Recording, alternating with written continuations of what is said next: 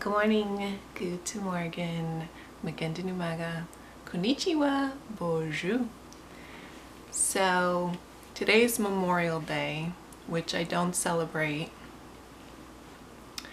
but it did make me think about a few things. I was in the military myself. I was very, very young. I joined in 1993. I was 17 years old, and they started this split up program where being 17 years old, I needed my parents' permission. They needed to sign paperwork. So after my junior year in high school, that summer, I did basic training for 8 weeks. Came back, finished my senior year in high school, and then I did my MOS. I did my second half of my training, which was, I think, 15 weeks. So why am I sharing this with you? Well, being in the military was part of, like, my whole life is my testimony, but being in the military was also a big part of my testimony that is significant. It glorifies the Lord, and not in a sense that you may think. Let me try to explain this a little bit more. All right. Everything you do and every decision that you make, every single decision that you make, down to the smallest one that you think is insignificant, is spiritual. You're either being spiritually drawn one way or the other.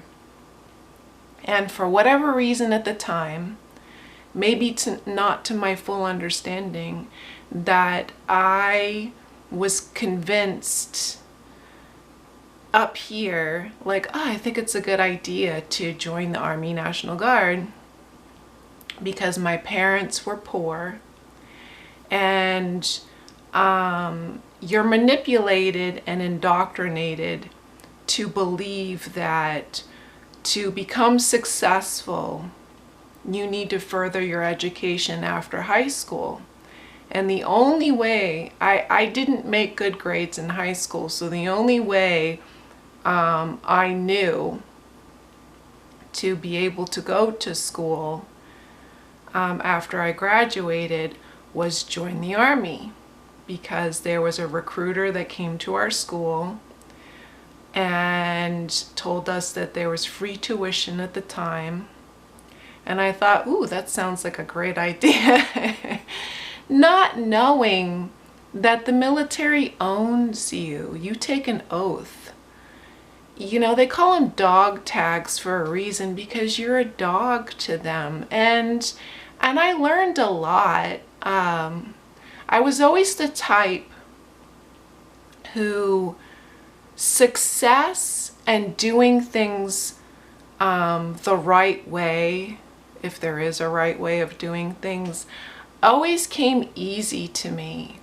I'll give you an example, that the drill sergeant in basic training when I went to Fort Leonard Wood, Missouri, would use me as the example of a almost perfectly ironed uniform where my sleeves were I went to basic training with a bunch of women. It wasn't co-ed at the time, so all their sleeves were up, down, everywhere, you know, different sizes, and mine were perfectly symmetry on both sides, folded up, starched iron uniform.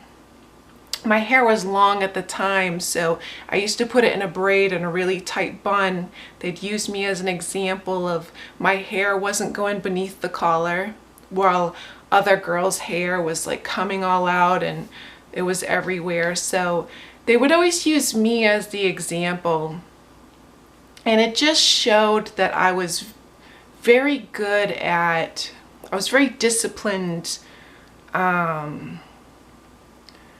saturated in doing things the right way.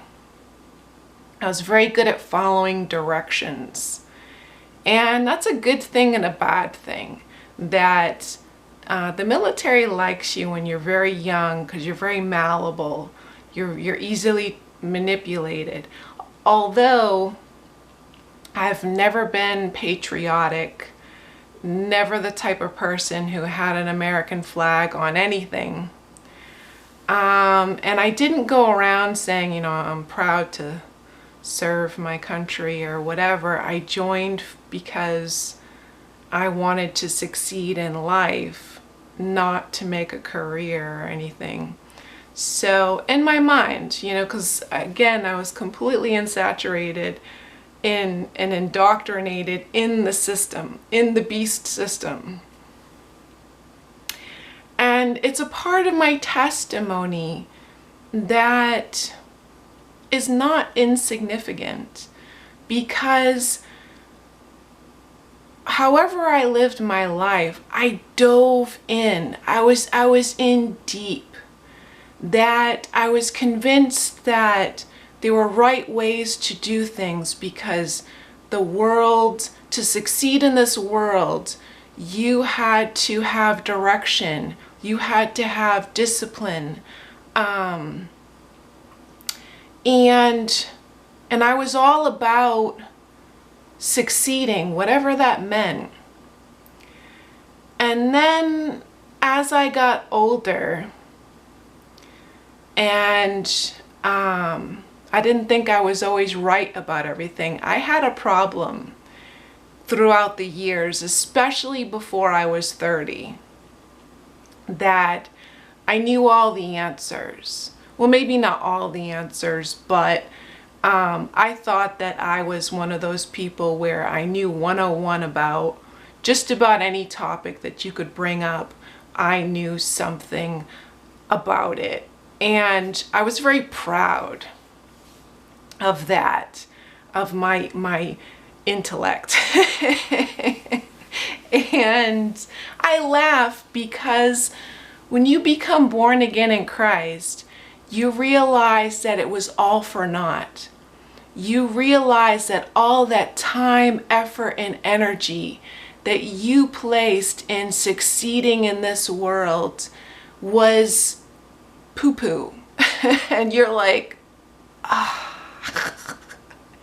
That takes a huge hit in your, like, to psychologically undo everything that you absorbed, that the world told you this was the way, and this is how to, and this is, you know, this is what succeeding in life and living is all about, etc., etc., etc. That when you realize that, I mean, it wasn't all for naught, because I was spiritually led to make the decisions that I made throughout my life. And when the Lord decided to pluck me out, when I became 42, it was a month after my 42nd birthday. And the Lord decided that it was time to pluck me out of the world. That, you know, I lived young and foolishly, impulsively. I thought I had some sort of direction at some points in my life, but I didn't. I was in every direction. And I got to a point when I was 42, I was tired. I was mentally tired. I was physically tired. I was emotionally tired, and I didn't care about really anything. I was married and divorced twice. I did everything that, I did a lot of things in this life that never brought fulfillment. I was never satiated. I was always insatiable. I I could never find true joy in anything. And so I drank alcohol to numb myself, to try to escape from it all. But you can't escape from it, from a pill, smoking weed, doing drugs, drinking alcohol, having sex with strangers. You can't, the underlying problem will always be there. Or you don't look at it as a problem, you're just like, you just don't care. And so when the Lord plucked me out of the world, I now, I was satiated. I found what I was looking for, even though I wasn't exactly looking. But every single person in this world is looking for fulfillment. They're looking for satisfaction. They're looking for happiness. They're looking for something to hold on to. They just don't really know what they're looking for, and they're looking in all the wrong places. And I'm going to cut this short because I don't know how long I've been talking so far. And I don't think I can load up videos that are longer than 15 minutes. So this will be part 1, and I will make a part 2 next. So I love you, and God bless.